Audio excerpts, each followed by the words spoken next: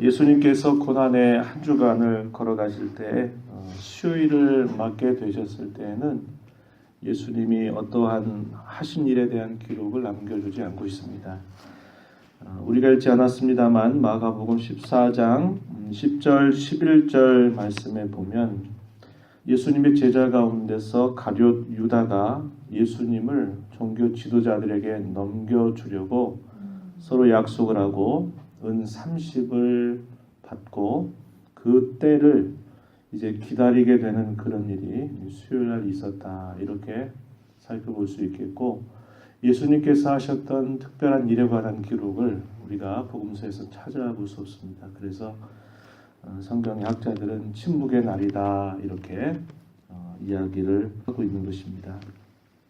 그리고 우리가 잘 아는 것처럼 목요일 날 참 많은 일들을 예수님께서 겪게 되시는데, 목요일 날은 이제 무교절의 첫날이다, 이렇게 돼 있고요. 그날이 유월절 양을 잡는 날이었습니다. 그 옛날 옛적에 이스라엘 백성들을 하나님께서 애굽에서 종살이했던 그 백성들을 건져내시기 전날 밤 이 어린 양을 잡아서 그 피로 말미암아 죽음의 사자들이 뛰어넘고 이스라엘 백성들에게는 하나님의 큰 구원의 그 사건을 허락하셨던 그 날이었습니다. 무교절의 첫날 유월절 양을 잡는 그들의 절기 가운데서 예수님께서 그날 밤 잡히셔서 십자가에 달리심으로 그분을 두고 유월절 어린 양이다, 이렇게 사도는 표현하고 있는 겁니다. 그래서 아주 오래전에 보이셨던 그 유월절 양을 잡아서 이스라엘 백성들을 애굽에서 건져내시게 하셨던 그 사건은 그저 우연히 훗날 몇천 년이 지나서 있게 된 것이 아니고 하나님의 놀라운 계획과 그분의 섭리 안에서 필연적으로 일어나게 하신 그런 사건이고, 구약에 있었던 실제로 어린 양을 잡았던 그 날은 장차 이루시게 될 예수님의 그 구원에 관한 분명한 예표적 사건이었다라는 것을 우리에게 기억하게 해주는 겁니다. 유월절 양을 잡는 날이기 때문에 유대인들은 그때 유월절 식사를 다 하게 되죠. 그럴 때 예수님의 제자들이 예수님, 이제 오늘 우리 유월절 음식을 먹는 날인데 어떻게 준비할까요? 예수님께 묻습니다. 그러자 예수님께서 말씀하시기를 제자 2명을 보내시면서 성내로 들어가면 물 한 동이를 짊어지고 지나가는 사람이 있는데 그 사람의 주인을 찾아가서 이 식사를 준비할 것을 부탁하면 그가 큰 객실을 내어줄 것이다. 그곳에서 이 유월절 음식을 준비해서 함께 음식을 나누자. 예수님이 이렇게 말씀하시게 됩니다. 그래서 목요일이 되었을 때 제자들은 예수님의 말씀을 따라서 그렇게 하면서 예비했던 그 큰 다락방 객실에서 이제 이 유월절 식사를 준비하게 되는데 그것이 소위 최후의 만찬이라고 하는 것입니다. 예수님께서 그곳에서 만찬을 쭉 나누시고 나서 예수님께서 허리에 수건을 두르시고 배아에 물을 받아서 제자들의 발을 하나하나 손수 씻겨 주시면서 그들을 섬겨 주시는 일을 하게 됩니다. 내가 주와 또는 선생으로서 너희에게 본을 보인다. 너희도 이렇게 하도록 하여라 말씀하시면서 내가 다시 너희에게 새로운 계명을 주는데 너희가 서로 사랑하도록 해라 하시는 주님의 유언과 같은 말씀을 이 만찬에서 상을 물리시면서 예수님께서 그 자리에서 제자들의 발을 씻기시는 사건이 있게 됩니다. 물론 우리가 읽은 이 마가복음에서는 이 사실들을 확인할 수 없고 이에 대한 기록은 요한복음에 보게 되면 이러한 예수님의 모습이 기록이 되고 있습니다. 그러면서 너희가 서로 사랑하고 너희도 이렇게 나와 같이 섬기는 자가 되도록 하여라. 예수님이 이렇게 말씀하시게 됩니다. 그리고 나서 너희들 가운데서 한 사람이 나를 팔 것이다 라는 말씀을 예수님이 하십니다. 가룟 유다를 두고 예수님께서 하셨던 그런 말씀의 내용입니다. 예수님 이 말씀을 하시면서 그냥 편하게 하신 게 아니고 얼마나 그분의 심경이 괴로우셨을까 충분히 우리가 생각할 수 있겠는데, 이것도 역시 요한복음의 기록을 보면 요한복음 13장 21절 말씀을 보면요, 예수께서 이 말씀을 하시고 심경이 괴로워 증언하여서 이런 말씀을 하셨다, 이렇게 표현하고 있습니다. 그분의 마음이 참으로 괴로운 심정을 가지고 이 제자 중에 한 사람이 나를 팔게 될 것이다. 예수님이 이렇게 말씀하셨을 때는 가룟 유다는 아는 겁니다. 전날 밤에 이미 돈을 받고 거래했던 가룟 유다는 예수님이 그 말씀을 하셨을 때 뜨끔하셨을 거예요. 그러면 왜 주님이 그런 말씀을 하시겠습니까? 기회를 주는 거죠. 기회를 주는 겁니다. 혹 네가 그렇게 했더라도 그렇게 하지 않고 돌이켜라 하는 그런 기회를 예수님께서 안타까운 마음으로 그 기회를 주시는 거예요. 그런데 그 기회를 결국 떠나버리는 거죠. 그리고 난 다음에 이제 예수님께서 만찬을 예수님이 나누시면서 떡을 떼어주시면서 내가 너희를 위해서 주는 내 몸이다, 이렇게 말씀하셨고, 또 잔을 나누시면서 역시 기도를 드리시고 난 다음에 이렇게 또 말씀하세요. 이것은 많은 사람을 위하여 흘리는 나의 피 곧 언약의 피다, 이렇게 말씀을 하시게 됩니다. 주님이 바로 며칠 전에 말씀하셨던 것처럼 인자가 온 것은 섬김을 받으려 온 게 아니라 섬기려 왔고 많은 사람의 대속물로 주려 함이니라. 마가복음 10장 45절에서 예수님이 그렇게 말씀하셨는데, 여기서 예수님께서 그 말씀하시는 거예요. 떡을 떼면서 내 몸을 너희에게 준다. 포도 잔을 건네시면서 내가 너희를 위해서 흘리는 피, 곧 언약의 피다. 그래서 우리가 말하는 새 언약, 구약의 그 오래도록 선지자들이 예언했고 그토록 기다리게 했던 그 순간이 바로 예수님이 이 최후의 만찬을 나누시면서 주님이 몸을 주시겠다고 또 피를 흘려주시겠다고 하셨던 이 말씀에서 새 언약이라고 하는 말이 나옵니다. 이게 신약이라고 부르는 것입니다. 이것은 무엇입니까? 주님 자신의 생명을 내어주시겠다는 거예요. 앞서서 서로 사랑해라 그렇게 말씀하셨던 주님이 그 사랑의 극치로서 주님 자신의 생명을 너희를 위해서 내가 내어줄 것이다, 그렇게 말씀하셨고, 그것은 언약이다, 새 언약이다. 언약이라고 하는 것 변치 않는 하나님의 약속을 말합니다.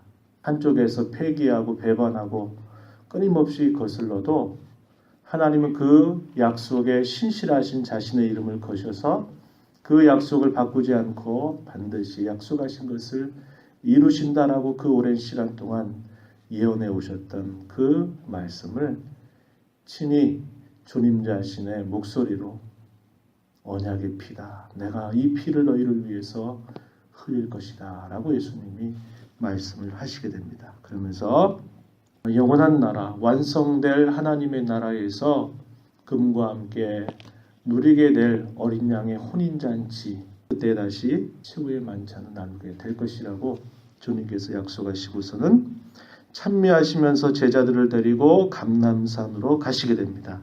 감람산에 왜 가셨을까요? 겟셋마네 동산에 오르셔서 기도하시러 올라가시는 거예요. 바로 그런 과정에서 예수님이 또 한 번 말씀을 하시는데, 너희가 다 나를 버릴 것이다 라는 말씀을 하시게 됩니다. 27절입니다.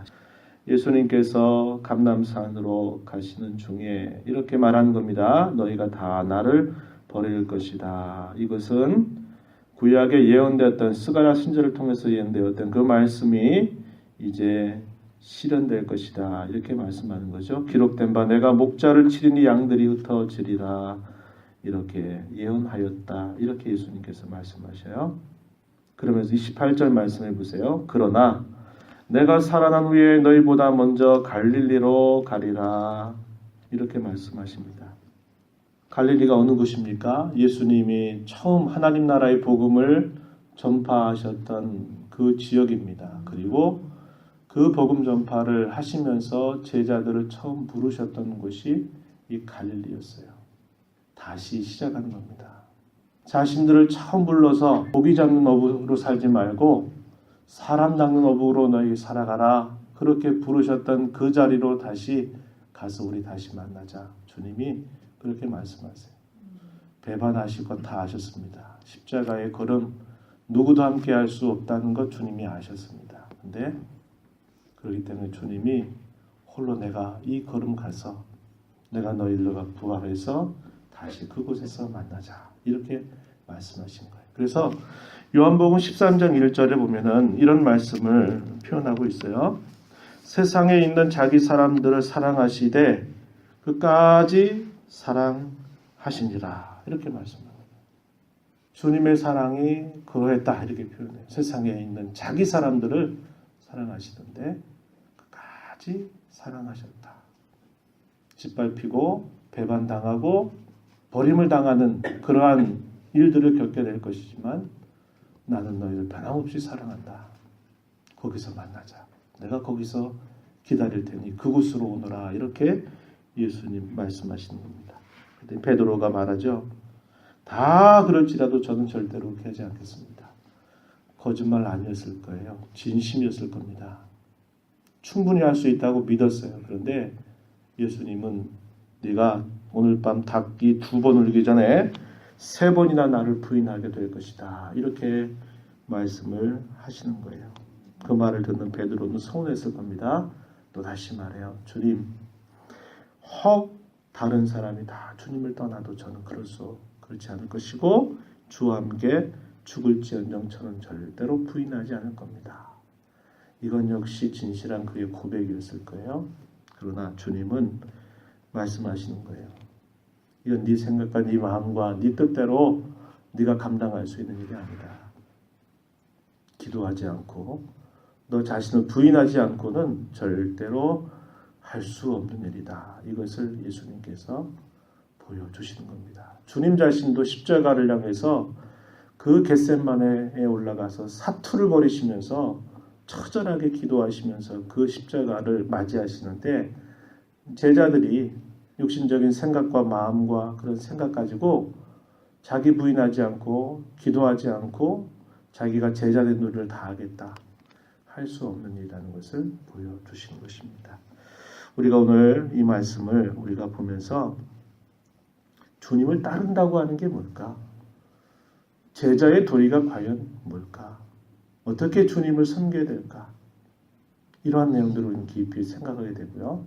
주님이 저와 여러분을 사랑하시는데 어떻게 주님을 사랑하시는가? 그 변함없으신 사랑, 배반당한 것을 아시면서 사랑하시는 그분의 그 마음, 그것을 우리가 이 아침에 생각하면서 저와 여러분을 끊임없이 용납하시고 사랑하시는 그 주님의 사랑을 깊이 묵상하고 감사하고 그 사랑받고 아는 자로 어떻게 주님을 섬겨갈 것인가?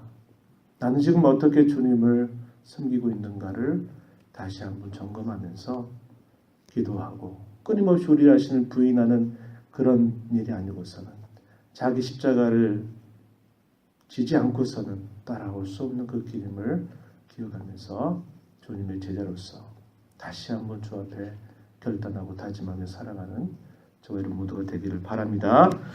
하나님 아버지 감사합니다. 이 새벽 시간에도 저희들을 인도해 주셔서 주 앞에 나와서 함께 찬송하고 말씀 듣고 또 기도함으로 이 하루를 주와 더불어 살아가게 해주셔서 감사합니다. 주님께서 사랑하라고 말씀하셨을 때 그저 말씀으로만 하신 것 아니고 친히 허리에 수건을 두르시고 대야에 물을 떠서 제자들의 발을 씻기셨던 그 본과 또 다 나를 버리고 떠날 것이라고 하시면서도 끝까지 그들을 사랑하시고 그들을 처음 부르셨던 갈릴리 바닷가에서 내가 다시 너희를 만날 것이다. 거기로 오너라 하시는 그 주님의 모습을 저희가 살펴봅니다. 변함없는 사랑, 또 언제나 변치 않는 하나님의 신실한 그 언약을 따라서 그 제자들을 품으셨던 주님, 여전히 오늘을 살아가는 저희들의 한량없는 부족과 허물과 죄에도 불구하고 저희들이 이토록 용납하시고 사랑하시는 주님의 귀한 사랑을 깨달아서 저희들이 주님을 섬기는 제자의 도리가 무엇인가를 다시 한번 되뇌이고 다짐하고 결단하는 저희들이 모습이 되도록 인도해 주시옵소서. 은혜의 보좌 앞에 와서 나와 시간도 강구하는 모든 심령들을 용납하시고 풍성한 은혜를 더하여 주사 오늘도 주님을 기쁜 마음으로 섬기며 함께하는 귀한 날 되게 하여 주옵소서. 예수님의 귀하신 이름으로 기도하옵나이다. 아멘.